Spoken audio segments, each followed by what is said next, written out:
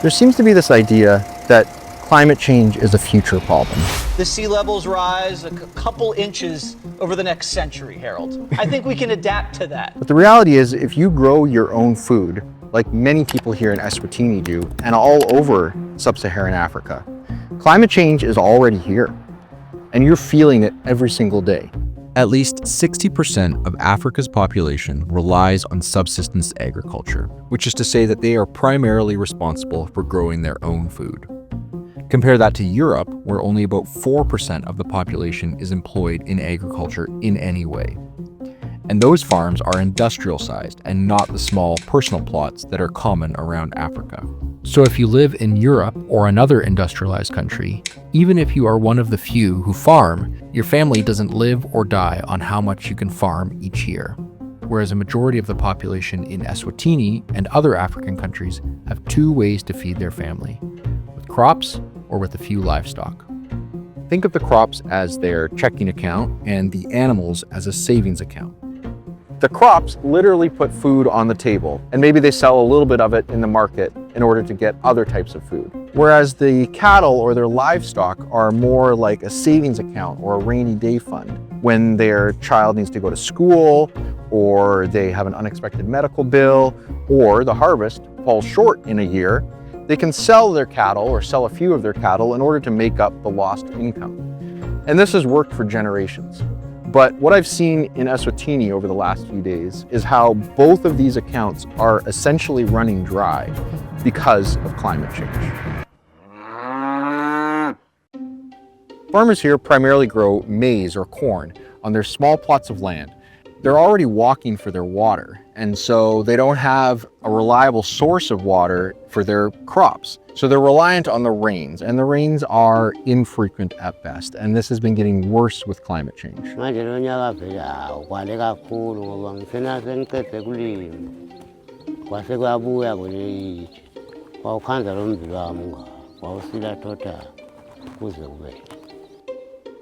What about the Minister of Agriculture for the entire country? We've had intermittent rainfall, which means that even in a year where we are having enough total rainfall, we find that it's so intermittent that we have a drought spell in between. As a country, we are aware that climate change is here with us, and it's actually messing up our agri-food systems. This region has always been affected by the El Nino and La Niña weather cycles, even though they are thousands of kilometers away in the Pacific.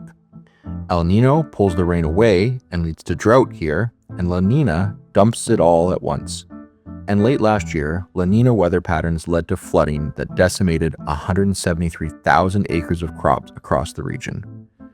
And studies have found that climate change has amplified these natural cycles. Research on the 2025 floods that hit Eswatini found that intense rainfall in southern Africa has become 40% more severe since pre-industrial times. And scientists are already predicting that a so-called super El Nino event is increasingly likely this year. This could lead to an average ocean temperature increase that is 4 times worse than the average El Nino, and could lead to catastrophic drought in southern Africa over the coming year. I walked through this field with this farmer who planted his field as he does every season. First, the hailstorm came and destroyed his crops. So he replanted what he could, and then the heat wave hit.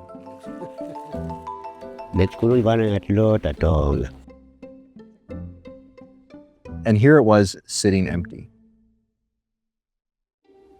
His only way to make money now is to climb up this mountain behind his home, gathers firewood, and sells a bunch for about 250 SWL, which is about $20 US.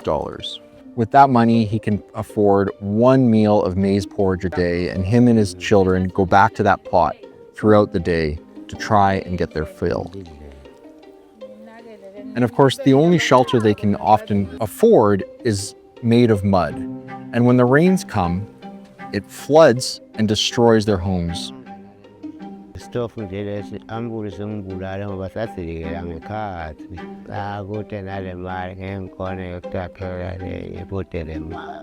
so now he cooks, he stores his food, and he sleeps in this small kitchen. And his daughters have to sleep and stay with an aunt down the road because there's just simply no shelter that he can afford for them anymore. In the south of the country, I visited one of the most difficult situations that I've witnessed. This grandmother looks after these children because their parents abandoned them a few years ago. Bashiya nje ke la nhluphekwe nje. Asinandlu. Sinendlala. Sizwa nje bomakhelwane. I had to keep asking because I just couldn't understand how this could happen. Kona kwasilimata ukuthi bahambe bahlukane sazama kubahlukanisa kubahlanganisa bangahlangani vele kwaba ukuthi abasakhona mbamba lokuhlala kanye kanye bagcina ke vele sesiphila lempilo yokusesihlala sodwa la ekhaya uve sathi bathi ngasekhaya kwanze ukuthi bakhuluma indlebe bafisa buhlungu njengokuthi bathi nje angathi bahlala endlini letincane ukhulume laba ke labakhile bona. And of course, to make matters worse, her husband, her partner of many years, who farmed and looked after everything with her, he died a month ago. And that's why she's wearing the black that she is for this interview.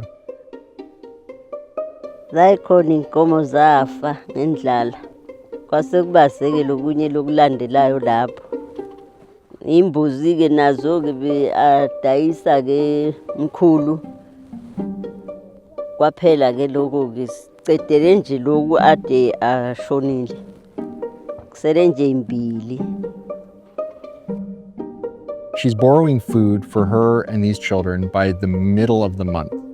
And her harvest that she gets can only even last a few months. Lena iwiswe na imvula. The community told me that they banded together and put together this tin lean-to that her and the kids huddle in each night to sleep. So for these families whose crops had failed and their, quote, checking account had run dry, normally they would fall back on their cattle or their savings account in order to make up the lost income. But this year, a second crisis arrived. Outbreak of foot and mouth disease. Eswatini can no longer export beef to its largest markets. For the first time in more than 20 years, foot and mouth disease was detected in this country and quickly spread throughout it. So just over here, above that hill, is the border with South Africa. Cattle, as you know, freely roam. They don't care about borders, and so they come through this border back and forth all the time. That is actually how it originated. It came through the border with a mixing of cattle like this and has now caused significant issues in this area and all around the country as this disease has spread. If you have a coastline, it's a lot easier to control the spread or control access to your country through ports. But if it's just a porous border of fields, then intermingling becomes way more common. The spread across borders isn't the only issue. And this is actually where climate change comes back in. You see, the floodwaters that have decimated this area are actually the perfect way for this virus to be transmitted, and they actually spread much more easily through floodwaters. The calving season here, of course, was decimated. Cattle were giving birth to far fewer or none at all, and they stopped producing milk. Bekungekhunyana bekulukhuni ngoba ngisho nje impilo lenkomo. And so for these farmers, now their savings account was running dry. As with many crises, those that are hit the hardest are the most vulnerable. It's the grandmothers looking after 6 children. It's the father that lost all of his crops for the year. But fortunately, they aren't alone. We firstly started with in-kind food distribution, maize meal or rice, beans, as well as the vegetable oil, which is that those are the basic things that a person needs for him or her to live. But of course, it's not just about immediate assistance, but about how can we help these families to withstand the next climate shock and give them long-term sustainability. One of the best ways to do this is by broadening the crops that these farmers grow. Crops like sorghum or cassava or sweet potatoes are actually more resistant to climate shocks and erratic rainfall like this. And then when it comes to maize, World Vision actually provides seeds to a variety of maize that can grow and mature quicker so that it can avoid a devastating climate interruption. And then in areas of the country like the low veld, which is more prone to flooding, what we've actually done is encourage farmers to shift from primarily a crop-based income to taking livestock like goats that are hardier, reproduce quicker, and are a more stable income in a region that is prone to flooding.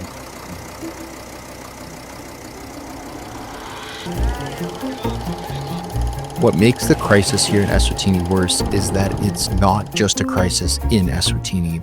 Climate shocks are affecting rural farmers in places all over sub-Saharan Africa. They are on a knife's edge as far as their ability to keep their crop going when any sort of erratic weather hits, and that erratic weather is hitting more than ever. So the more that these keep happening, the worse it's going to get for people of Eswatini and many other countries.